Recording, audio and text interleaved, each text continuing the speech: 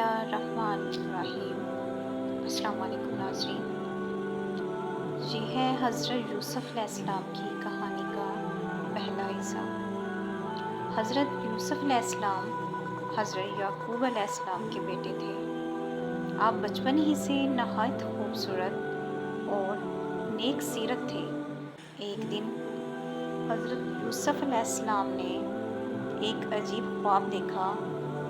आपने अपने वालिद से कहा, अब्बा जान, मैंने ख्वाब में देखा है कि 11 सितारे, सूरज और चाँद मुझे सजदा कर रहे हैं। हज़रत याकूब अलैहिस्सलाम ने फरमाया, बेटा, ये ख्वाब बड़ी खुशखबरी है। अल्लाह ने तुम्हें चुन लिया है और तुम्हें ख़ास मुकाम अता फरमाएगा। मगर ये ख्वाब अपने भाइयों को मत बताना, वरना वो हसद करेंगे। जब उनके भाइयों को ये बात पता चली तो यूसुफ़ के भाई वाकई हसद करने लगे, क्योंकि वो देखते थे कि हमारे वालिद यूसुफ़ अलैहिस्सलाम से बहुत मोहब्बत करते हैं।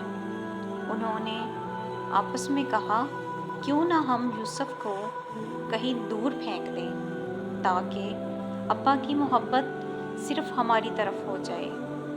और यूँ उन्होंने हज़रत यूसुफ़ अलैहिस्सलाम के ख़िलाफ़ एक ख़तरनाक साजिश तैयार की। यहाँ पहला हिस्सा ख़त्म। अगले हिस्से में कुएं का वाक़या और मिस्र का सफ़र बयान होगा। अगर आपको हमारी ये आज की वीडियो अच्छी लगे तो लाइक करें, सब्सक्राइब करें और बेल आइकन की घंटी को ज़रूर प्रेस करें, ताकि हमारी आने वाली वीडियो का नोटिफिकेशन आप तक पहुंच सके। जज़ाकल्लाह।